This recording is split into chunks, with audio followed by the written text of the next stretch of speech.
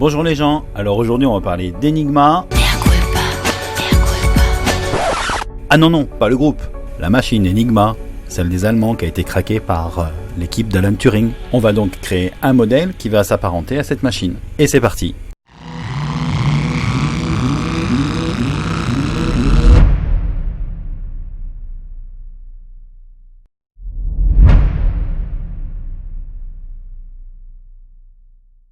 Pour fabriquer votre cylindre Enigma, vous allez avoir besoin au minimum d'un axe, de 3 rotors, du couvercle et éventuellement du disque pour ajuster la fermeture.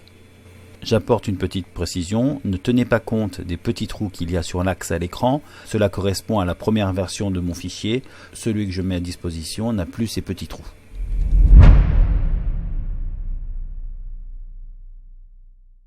Dans le document PDF, vous avez les 2 réflecteurs, le B et le C, les 5 rotors, donc les numéros 1 à 5, et ensuite les 5 anneaux appelés rings sur le document. Pour le fonctionnement de base, on va avoir besoin d'un réflecteur, on va prendre le B, de 3 rotors, 1, 2 et 3, et des entrées-sorties. Vous pouvez aussi prévoir 2 rotors supplémentaires lors de l'impression 3D, ils serviront pour le rotor 4 et le rotor 5. Le document PDF a été construit pour être adapté à une boîte Pringles. Alors je ne fais pas de placement de produit ou quoi que ce soit, mais en fait cette boîte donc cylindrique a un diamètre de 75 cm. Du coup, lors de la création du cylindre sur Fusion 360, j'ai bien mis 75 cm, mais attention, lors de l'impression, ce diamètre peut réduire. Donc il va falloir faire un produit en croix pour obtenir la bonne échelle personnalisée pour l'impression. Rien de compliqué, vous mesurez le diamètre de votre objet, vous multipliez par 100 et vous divisez par 75. La valeur obtenue, c'est la valeur que vous allez saisir dans l'échelle personnalisée avant d'imprimer.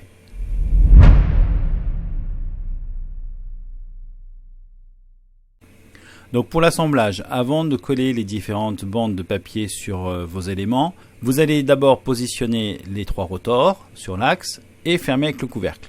Alors vérifiez qu'il y a assez de jeu pour que les rotors puissent tourner librement. Si ce n'est pas le cas, il suffit d'ajouter le petit disque à l'intérieur du couvercle, ce qui permettra d'augmenter le jeu au niveau des rotors. Ensuite, pour coller les différentes bandes de papier, donc on va commencer par le réflecteur B, il faut que le papier lors du retour soit bien sur la limite de la partie grise, au niveau de la jonction. Voilà, il faut bien que ça soit positionné. Ensuite, vous faites les 3 rotors. Là encore, la lettre Z revient au niveau de la lettre A, au niveau de la jonction avec la ligne grise. Il faut vraiment que ça soit bien positionné. Si vraiment vous avez un écart, c'est que votre impression n'est pas bonne. Donc il va falloir refaire les calculs et réimprimer votre document. Et pour le couvercle, donc il faut que ce couvercle soit bien serré. Une fois qu'il est mis en position, vous allez donc disposer la bande sur ce couvercle de telle sorte que le A grisé soit en correspondance avec les 3 autres A comme sur l'image. Les 2 parties grisées donc du réflecteur et de l'entrée-sortie du couvercle doivent être alignées. Une fois que vous avez collé toutes les bandes, votre cylindre est prêt à être utilisé.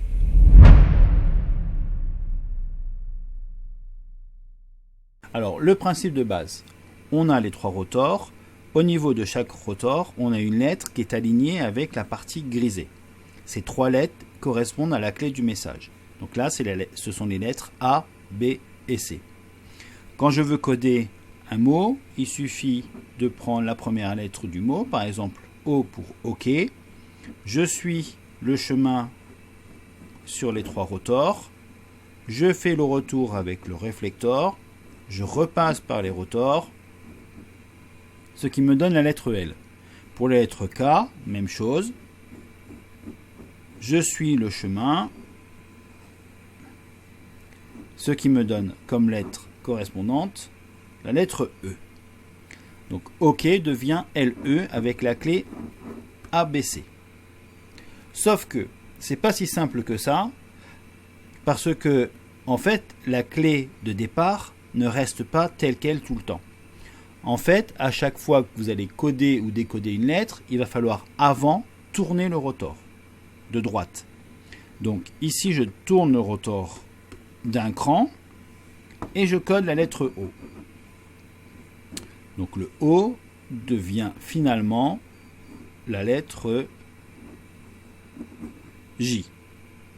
Maintenant, je vais faire le K, mais avant, je dois faire une rotation d'un cran, et maintenant, je peux coder la lettre K. Donc cette fois-ci, ma lettre K devient la lettre B. Donc OK devient JB et je finis avec la clé ABE.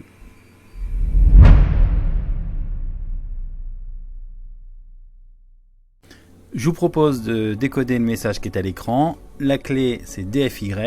Mettez sur pause, vous avez la solution juste après.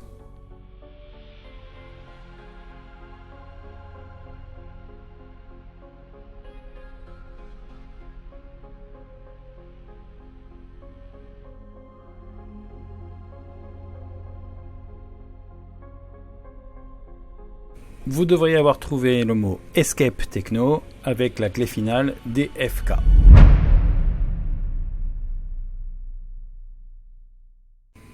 Vous avez sans doute remarqué que pour chaque rotor, une lettre est grisée. Cette lettre grisée va avoir un rôle spécifique lorsqu'elle va être sur la ligne ici. Donc lorsqu'elle correspond à la clé du message. Lorsque je quitte la position d'une lettre grisée, donc pour le troisième rotor, cela engendre la rotation du deuxième rotor. Donc si je veux coder par exemple le mot OK avec la clé ARU, je tourne mon troisième rotor, je code ma lettre O, je suis le chemin comme d'habitude, et là ça me donne la lettre U. Pour la lettre suivante, pour le K, je tourne d'un cran le rotor, et comme j'ai quitté la lettre V, je tourne d'un cran le deuxième rotor. Et je code la lettre K, qui va correspondre à la lettre S. Donc OK devient US, et on finit avec la clé ASW.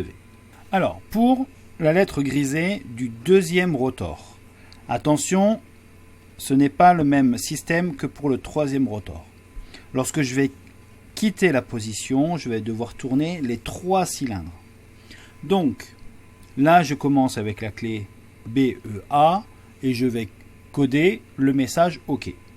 Donc, je dois tourner le rotor ici, mais dans la mesure où j'ai le E, je dois tourner les 3 cylindres. Donc, je code le O, qui me donne la lettre B. Maintenant, je vais faire le K, et pour le K, donc, je tourne d'un cran, puisque là, je n'ai pas de lettre grisée, et je fais le K, qui va me donner la lettre L. Donc OK devient BL et je termine avec la clé CFC. Donc pour le rotor 1, la lettre grisée est la lettre Q, mais si le rotor 1 est en première position, cette lettre n'a aucune utilité. Par contre, elle va servir si le rotor 1 est en deuxième ou en troisième position.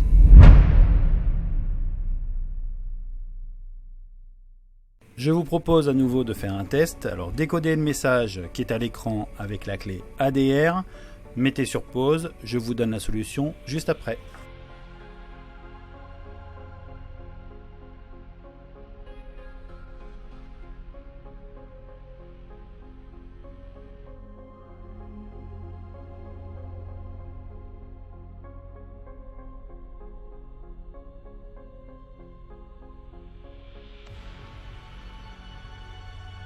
Vous devriez avoir trouvé décodage réussi avec la clé finale BFF.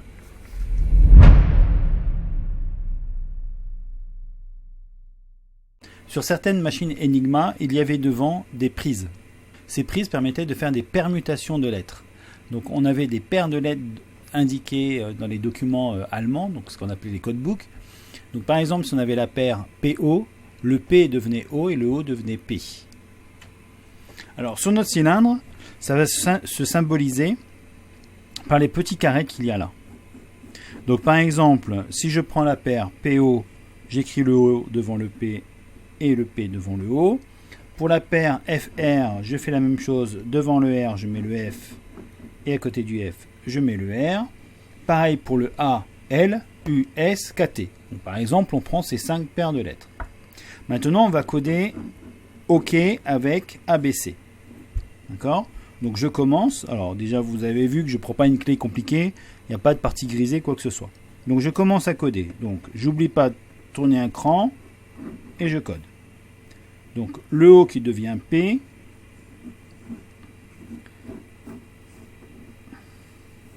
Je suis le chemin et j'arrive sur la lettre T. Sauf que le T devient K avec notre paire définie. Donc la lettre obtenue est la lettre K. Maintenant, je tourne d'un cran. Je choisis de coder la lettre K, sauf que le K devient T. Donc je prends la lettre T.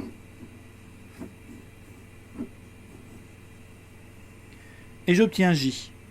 Donc mon OK, avec les permutations des lettres définies, devient KJ.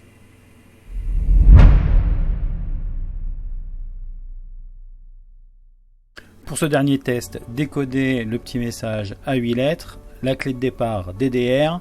N'oubliez pas les lettres inversées, PO, FR, AL, US et KT. A tout de suite pour la réponse.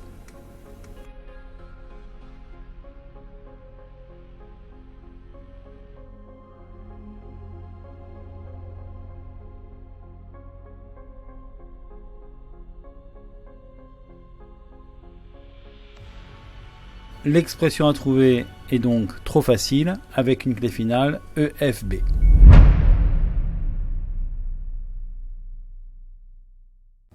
Alors sur la machine Enigma, on avait un dernier réglage à réaliser, c'est le réglage des anneaux. Les rings, c'est ce que vous avez sur le fichier PDF, ring 1 jusqu'à 5, respectivement pour les rotors de 1 jusqu'à 5. Donc ici, moi j'ai installé les rings correspondant aux rotors. Donc c'est la petite bandelette qu'il y a à gauche ici. Mais cette bandelette ne doit pas être collée au rotor puisqu'elle doit pouvoir tourner. Voilà. Une fois qu'on a installé les anneaux sur le rotor, on va pouvoir les utiliser. Donc il fallait avoir le réglage de ces anneaux, par exemple 5, 8, 15. Le 5 pour le rotor 1, le 8 pour le deuxième rotor et le 15 pour le troisième rotor. Donc le principe pour régler ces anneaux, c'est de prendre la 5e lettre de l'alphabet qui correspond à la lettre E pour le premier rotor, et donc de mettre le E à la place du A. Voilà. Je sais que la jonction ici correspond juste au-dessus à la lettre A, donc on a bien la lettre E sur la lettre A. Ensuite, 8e lettre, c'est la lettre H, et 15e lettre, pour le rotor 3, le troisième rotor, c'est la lettre O. Je tourne et voilà.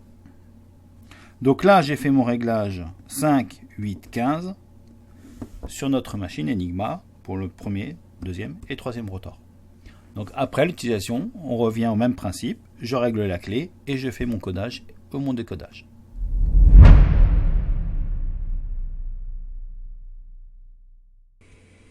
Alors je vous présente la version 2. En fait, ce sont des évolutions que je suis en train de faire pendant la création de la vidéo que vous venez de voir. Et donc, j'ai pas encore imprimé ce modèle. Moi, le premier modèle que j'ai imprimé, c'est celui que j'ai fait au départ. Et avec le recul et pendant la présentation et la création de la vidéo, je me suis aperçu qu'on pouvait faire évoluer ce cylindre. D'où cette proposition de V2 que je n'ai pas encore imprimé, mais que vous pouvez voir ici sur Fusion 360. Alors, au niveau de notre axe, j'ai rajouté ici la possibilité de changer le réflecteur. Il y en a deux possibles, le B et le C. Dans la première version, une fois qu'on avait collé un papier, c'était compliqué de changer, à moins d'imprimer un autre axe. Bon, c'est super long. Donc, j'ai eu l'idée de faire quelque chose d'évolutif et donc de créer un réflecteur qui vient se mettre à l'intérieur Et ici, les détrompeurs permettent de le repositionner correctement, puisque je vous rappelle qu'il faut que les zones grises du réflecteur et de l'input et l'output soient toujours alignées. Ensuite, la deuxième évolution majeure, c'est par rapport au rotor avec les anneaux. Alors, je vais faire apparaître l'anneau et le rotor, donc le ring 2 et le rotor 3, comme ça on va comprendre. Donc en fait, ce ring, cet anneau, vient s'insérer dans le rotor et ça permet de permuter les lettres, comme on l'a vu au niveau des anneaux. Voilà. Et donc ça, ces deux évolutions nous permettent vraiment d'avoir une machine complète et évolutive, et pour pouvoir régler un peu comme on veut. Alors on peut évidemment imprimer deux rotors supplémentaires pour le rotor 4 et le rotor 5, sachant que l'utilisation permet de moduler comme on veut la position des rotors. N'hésitez pas à prendre en photo vos productions et les diffuser sur Thingiverse ou culte3d.com. En attendant la prochaine vidéo, prenez soin de vous. Ciao les gens!